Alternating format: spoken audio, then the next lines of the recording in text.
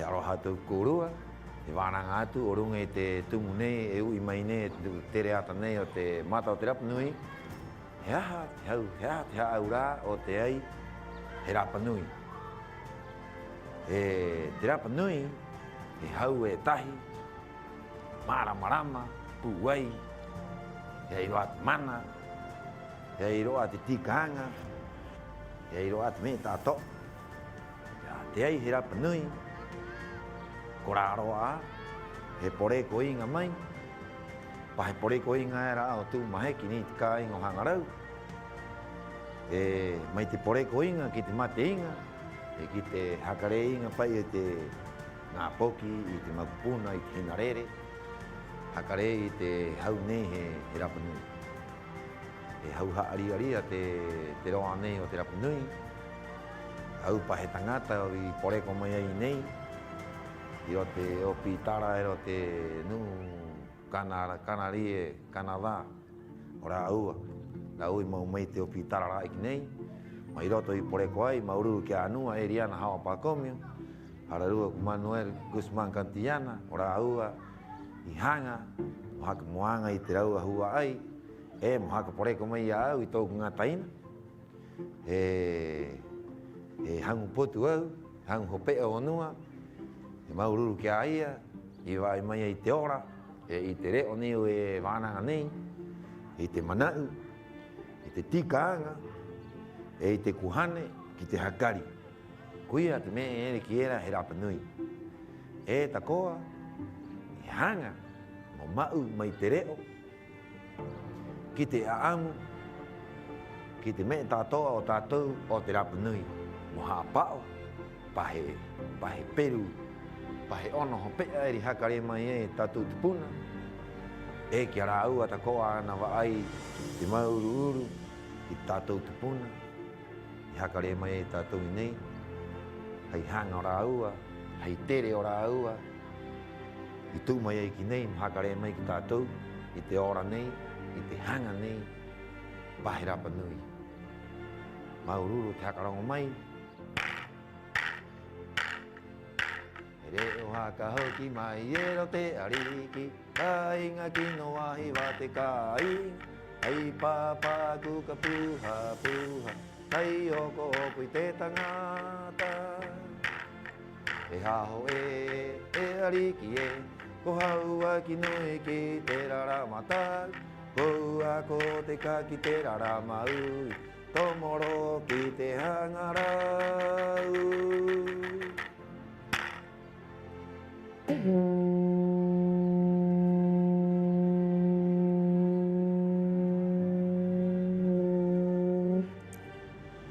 Aloha nui kuru tātoa, Rapa Nui.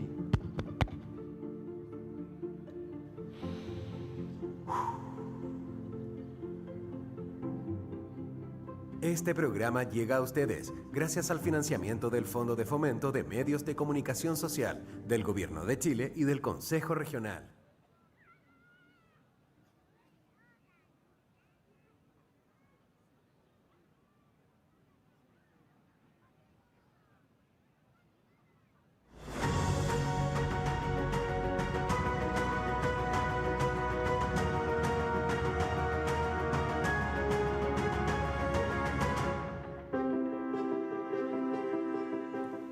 Koru atatoa, toku ingoa ko nehinehi Pākomio kan, au he poki o te kāinga nei.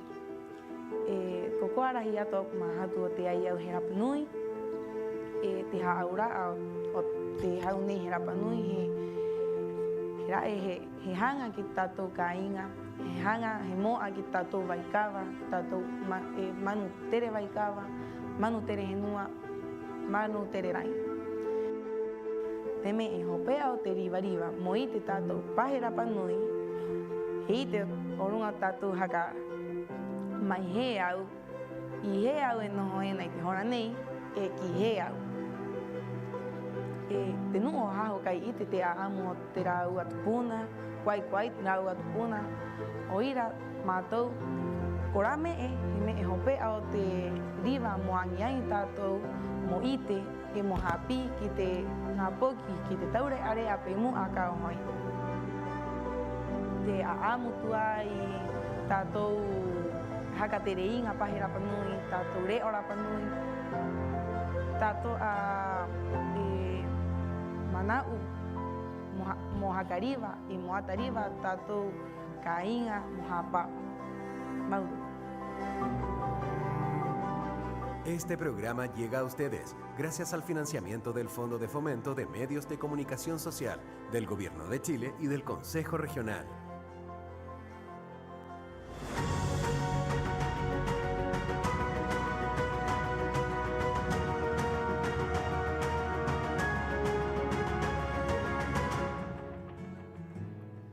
Aroha nui tōku tangata henua, paunei ko rike o te aronei o toki.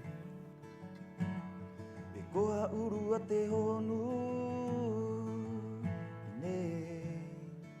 Pahono atu e tahi uita koa o runga o te roa nei. E te roa nei o tātou pahe hau mā ohi hau Rapanui. Mai te tau tuai o tātou hakaara i tamu mai ai ki nei ki te pito te henua. Haere he oho mai i ro te tātou moana nui a hiwa a kiwa takoa. E mai te roa raa takoa o ranga tau i mau mai ai tātou ono, tātou hau haa. E tupu mai ene i ro tātou mahatu i ro tātou kuhane. Pene e ki mai ere tātou hakaari ranga tau. Tātou e ko ura tere henua. E here oa tātou ki te waikawa, ki te tokirau, ki te oone, ki te henua. E o ira, e haka mana o mai era ki tātou, ta e tātou he kape o te ngā me tātou anei. E ko ura haka au e tahi rungi te henua nei mōra, o maururu. Maka te ai, maka roke te au, mo pore, mo himene, mo riu, katikati. Mo aha, mo hangai tātou mahatu tātou kuhane. E iti ngā tau nei tātou e noho nei i rungi te henua, i rungi te waikawa, e ngaroa nei e anga nei. E here tātou e kimi te roa takoa mo. Mo moa tātou i roto i a tātou mo hapau i tātou henua. Ai tātou ngā poke o i mai era, tātou makupuna takoa o i mai era hoki aha a tātou. E ina no, ko noho, tātou i rot ngā mana uera pene i e. O tātou tu moai, o tātou ngā me tātou ane ianga. Nā ngā me, o tātou hakaara, i hakare mo tātou mo haapi. Mo angiangi, mo kimi haka o. O ia te hau haa o rame.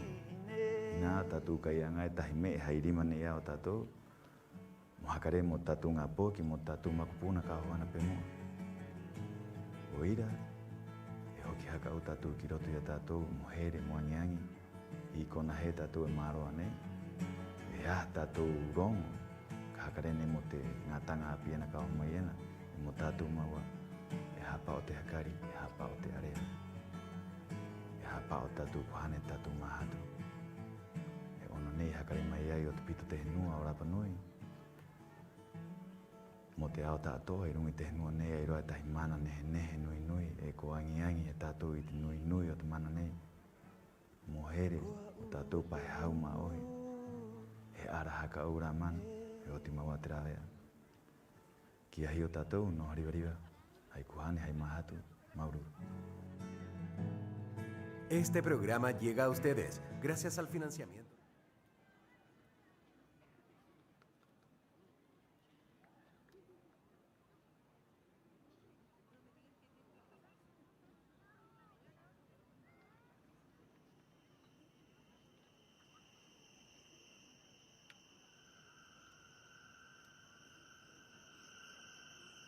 Good evening, ladies and gentlemen. The story you will see is part of our history, a very important part of our history. It's 1888 when Policarpo Toro, the Chilean chief commander of the Angamos, arrives to Rapa Nui and meets with our king, Atamu Tekena. This is the time of treaty of two sovereign nations, in which the symbol in which the island is annexed to Chile happens in this way. Our king takes a handful of grass, gives it to Policarpo Toro, saying that everything over this land can be taken care of and guarded by them. And he takes a handful of earth, meaning that the land will always be ours.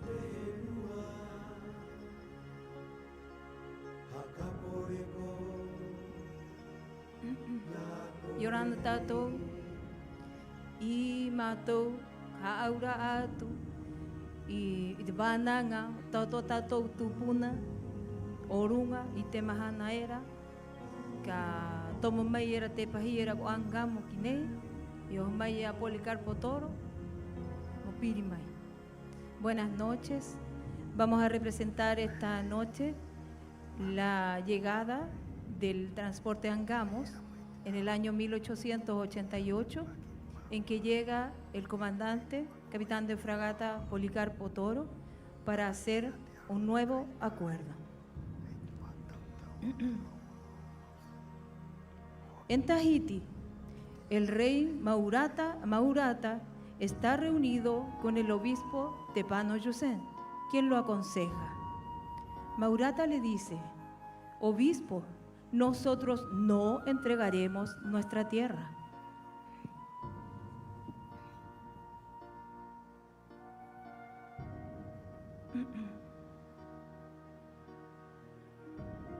El obispo le confirma: no, la tierra es de ustedes, pero deben ser chilenos para que Chile los proteja.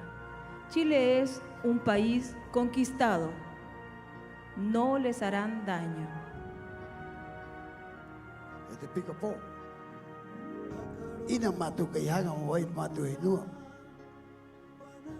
Pehekta aki. E poki. Ai ha atura ki a koe ki te ariki. Ka aaru tu he nua. Ha I mei nu uera. Mo te ati ka inga o ou. Hokoru atu. Ha pao. I te ati ka inga e no ou. Rapa Nui ya no tiene alimentos. Bornier y Brander están instalados y hacen lo que quieren, dañando a las personas y a la tierra. Maurata se convence y dice a los demás hombres que están en Tahiti: hermanos, no entregaremos la tierra. Ellos solo quieren que seamos chilenos y nosotros necesitamos protección, necesitamos que nos enseñen las cosas del mundo y necesitamos casa y pan para nuestros hijos. Pehekta aki au te hua ai. Ai a te pito te henua. Tu at manu kai hare ki ira. Toto wa ai tatu tangata. Te manau. Moe moe au I anga po. Tangi ia, mai ui ia. Hakatopa mi a te manau. Ki nuni o te pito te henua. Ati mai era. Ati ai maruaki. Ko ati ai te takeo. Ko ati ai manu kai hare tomo tato mene ki nei anga mene te rewa. Peri kura I nei. Pehe ki ta aki. Hakarongo mai ko rua. Ta kuwana ki atuana. Hakaunga. Karangi. Karataro. Ke o me ki te koniu ki atuana. Ki vai te rongo. Moho ki Rapa Nui. Fueron varios días y noches de conversar, pero Maurata manda a buscar a Rataro cuando la decisión ya está tomada y le ordena: Rataro, tú llevarás la noticia. Rapa Nui debe ser chilena. Ellos nos protegerán de los esclavistas, nos enseñarán a orar, cuidarán a nuestros hijos. Muestra a Ica y a nuestro pueblo esta bandera y enseña este himno. Ellos me representarán ante Chile. Era ataro. Hakarongo riva mai. Te rongo ni o te ariki ni ko Maurata ki atuena. Heki ko kilungi te paie no hau. E hoki ko ki te kainga ki te pito te henua. E kita aku wānanga. Kia Ika. Pendiko ka ki ena. Penia maurate kia to te ariki. Ka atura, ka karongo, hea. Nā te manuka I hare kutu ua tu aki Rapa Nui, to o mei tātou tangata, ka here mai. Ko to o mei te pahia ni tu ua tu na kope kape no runga, ka hai, pahe hoa o tātou. Ka noho no, I he wa I atu, te rewa, wanga ai mātou, ko hatu ai mātou, mo mau o mo wa aiki kua ika.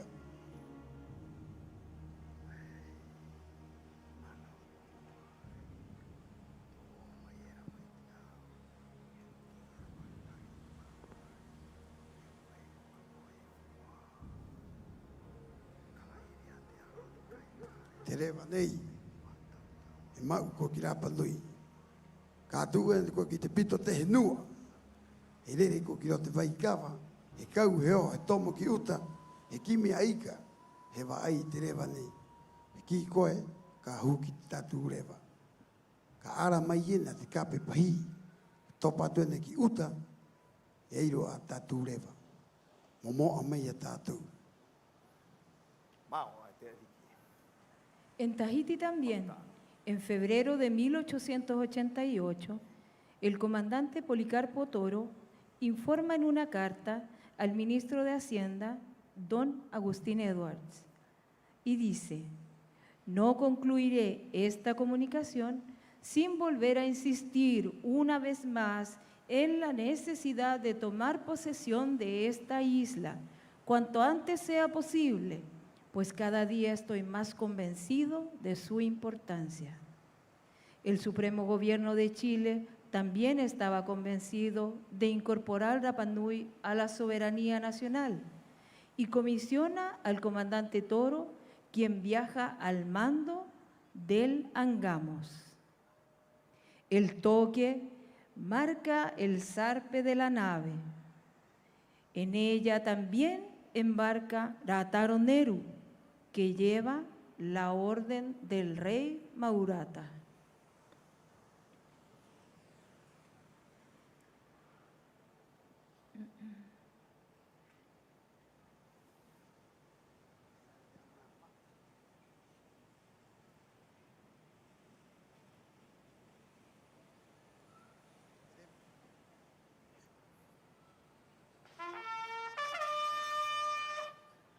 E rewa te pahi. Ki a hio koe rā taro e ko hori wariwa ko ro te moana nui a hiwa.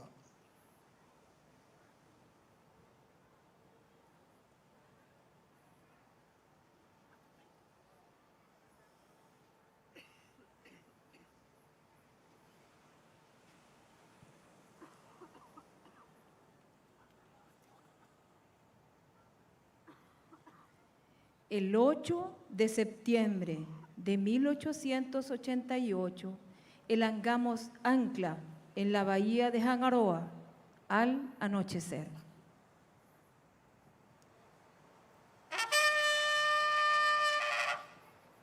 Rataro Tomo a te pahi te pō. Rataro se ciñe la bandera a la cintura y salta por la borda. Comienza a nadar y llega a la costa. Es un viaje imposible, pero posible para Rataro porque lleva una misión importante, una misión que solo él puede lograr.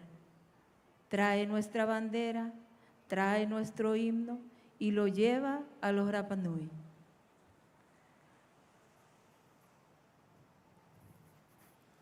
Desde allí se dirige a Hangaroa, donde están los viejos reunidos, y tiene que buscar a Ica. Trata de llegar desde Hangarotai hasta Hangaroa y busca. ¿Dónde está Ica?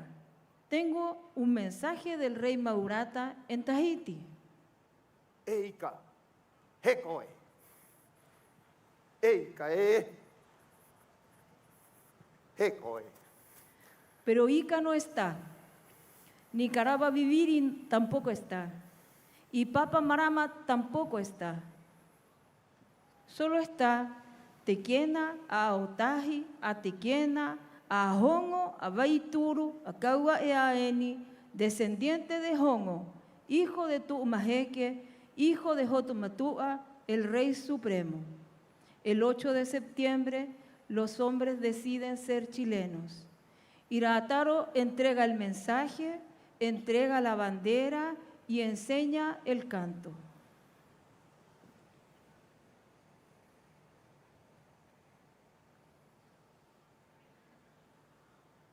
Te ariki.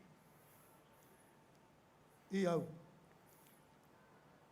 Mau mai au te rongo te ariki o Maurata i Tahiti.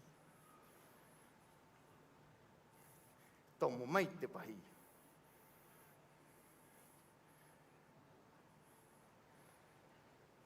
Haka paka paka.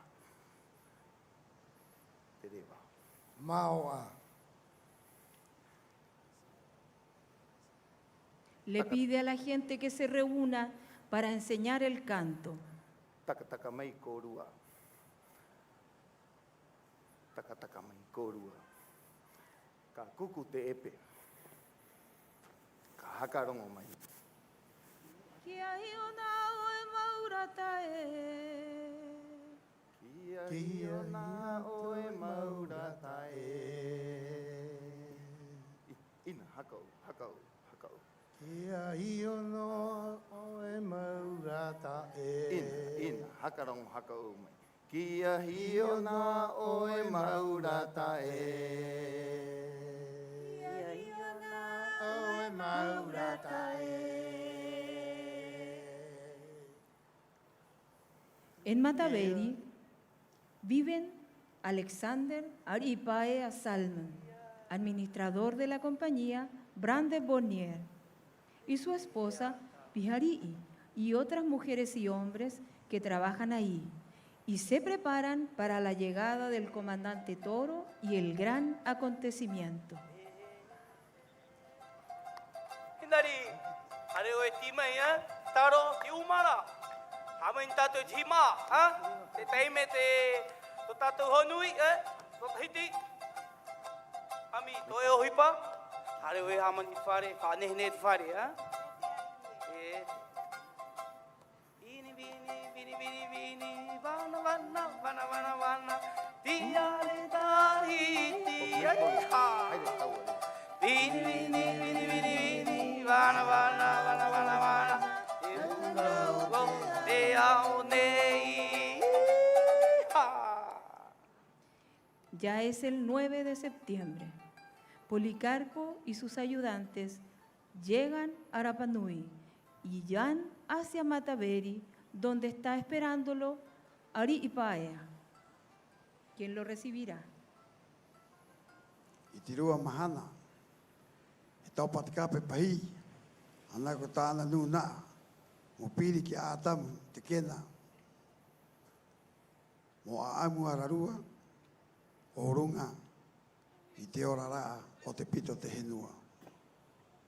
Policarpo y Atamu se acercan y estrechan sus manos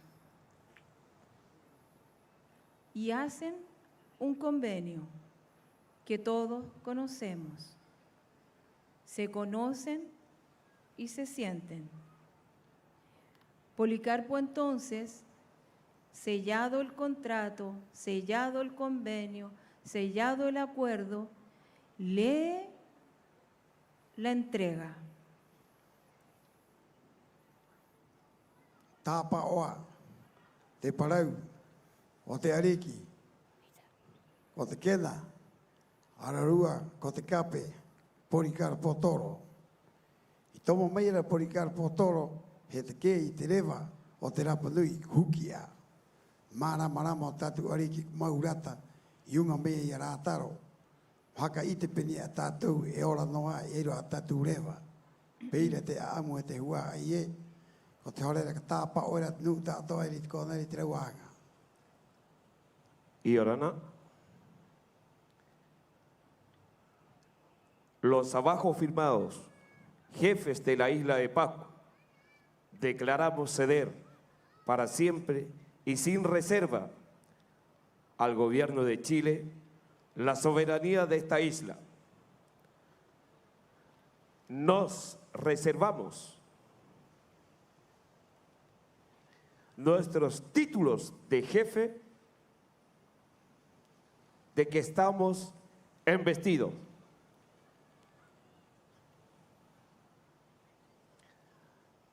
Los aquí presentes, Atam Moari'i, Peterico Tabana, Tupa Orometua, Ruperto Huiratira, Keremuti Vaejere, Ioane, Iotefa, Hito. Y antes del último saludo, Atamu se acerca y hace un pequeño gesto que todos comprenden. Se agacha, arranca un poco de pasto y se lo muestra a Policarpo. Luego separa el pasto de la tierra y le entrega este pasto a Policarpo, que lo recibe. La tierra la sostiene en su mano y no la deja ir. Y le dice: todo lo que está sobre la tierra es para que tú lo cuides y lo protejas. La tierra es nuestra.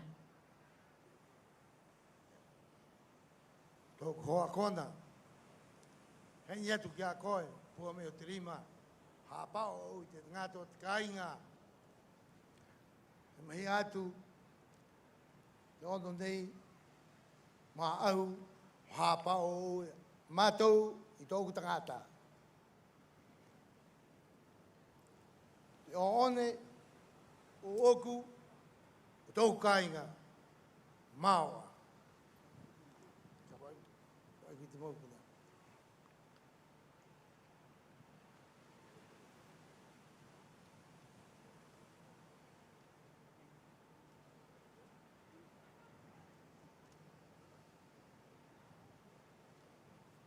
Y entonamos nuestro himno. Horita tu kitereva. Matou tōku tangata, hakamahia nei, tōku rep hoa, Policarpo tolo. Kauna, o oku pēdei, tōku tangata o kai. Māua. Oh hey!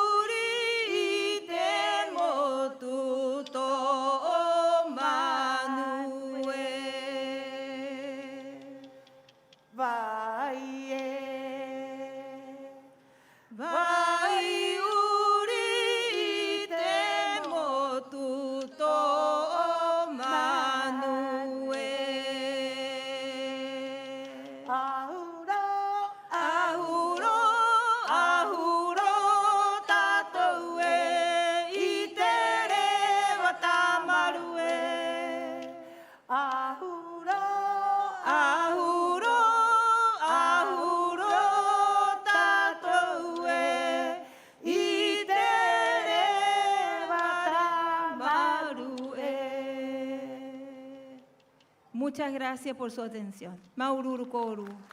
Pēnei te āmo e te hua aie, o tātou ina ko hakarehu, ka hia matahiti tau iangi oho meni ki angarina, ko te rewa ina tātou na. E koa koru i tātou rewa, e koa koru i tātou tupuna, e koa tātou ke tātou mo e angarina, tātou tāpati rapatoi, maururu o te turu mai koru o te mata i tai o te hakapuai.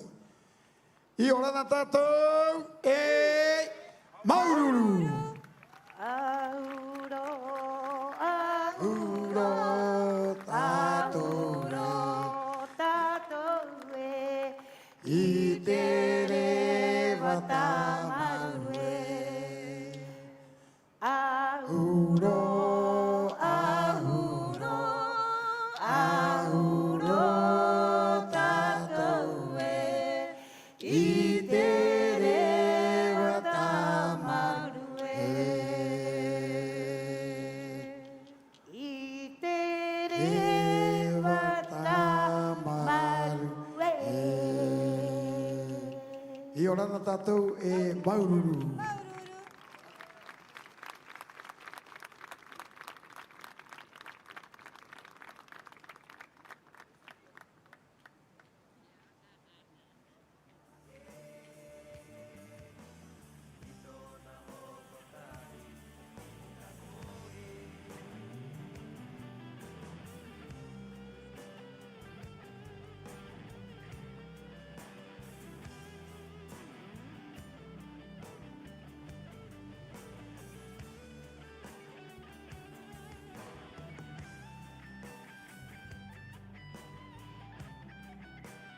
Estimado Tangata Otkainga, Rotu Rotu Puey Mai Tatou, más fuerte ese aplauso para la presentación de Amu Tuey, dirigida por Lin Rapu Tuki.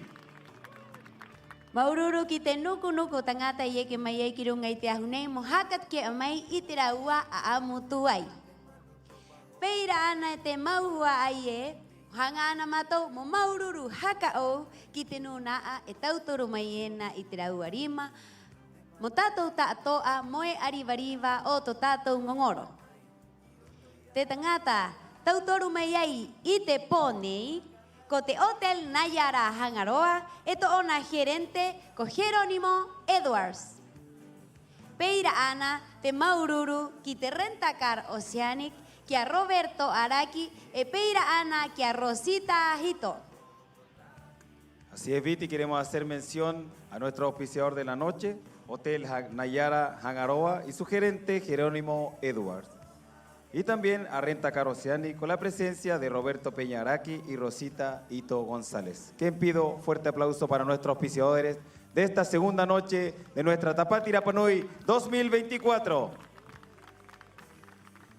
La versión 56 de Tapati Rapa Nui se puede disfrutar desde cualquier rincón del mundo, gracias a la transmisión de nuestro canal Mata o Rapa Nui a través de su señal de YouTube. Y también en la mayoría de las casas de la isla a través de la señal digital del 13.1.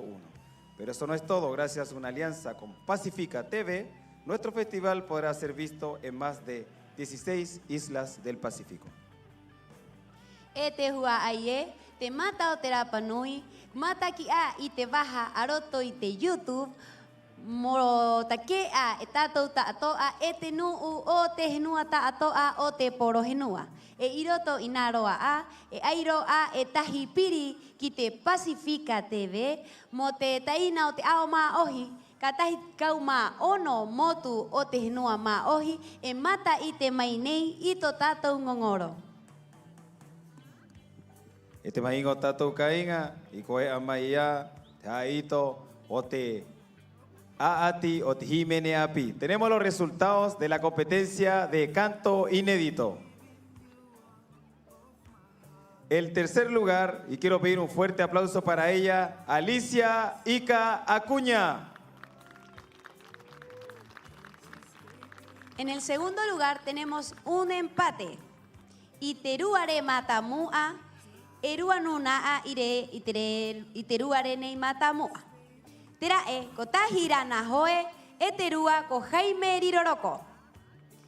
54 puntos para el segundo lugar, que fue un empate entre doña Tahira Nahoe y Jaime Riroroko. Y el primer lugar con 66 puntos es para Pedro Tepano. Treda e matamu a o te a ti o te himene a pi o te mata hitinei y a Petero Tepano Pakarati. Kora hu aera, peti e tahi te hamu, kora hu aera, ware taina ye, Maururu, Tutora, Corea, Cotimatahiti.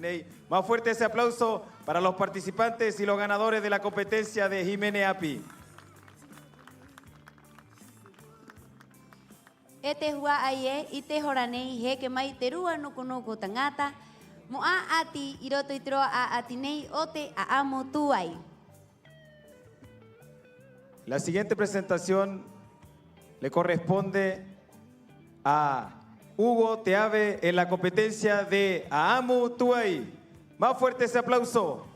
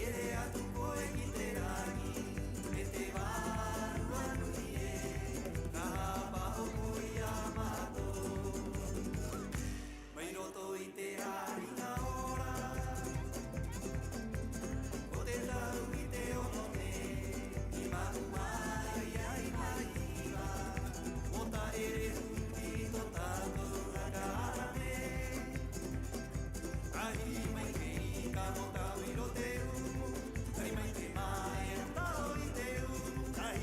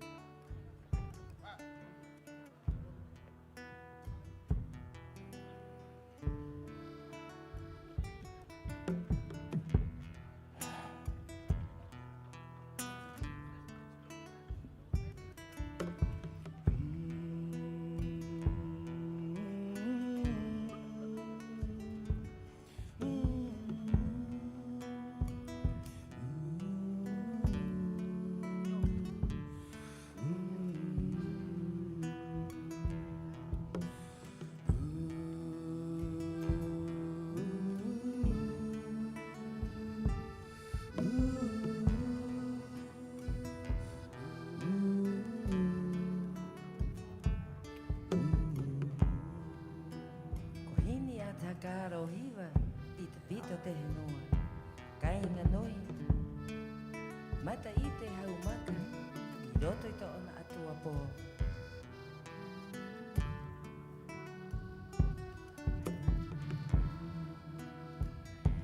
Noho te ari, tano te raa. Noho te ariki, hiu ia roto te waikawa. Ate ngaro inga o te raa. E haka mana o kiwa, ki te kainga no. Ame korua te anga. E more manawa, ki te ariki ko oto uta. O te tau oi te kuru anga. E topa te mana. Ui, I he te aringa ora o te ariki ko oto uta. He rangi ki a teke.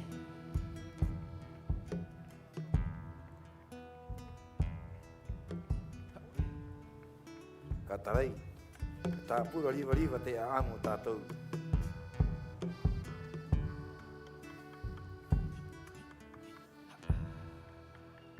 Ko te renga o I te kāinga nei. Kau ana te tangata. Peira ana te uka te ngā pōki o te hua ai.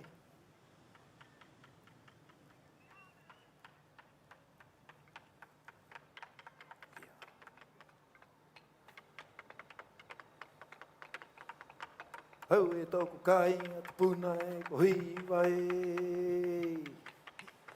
Hiwa ki o wake wake. Hopa te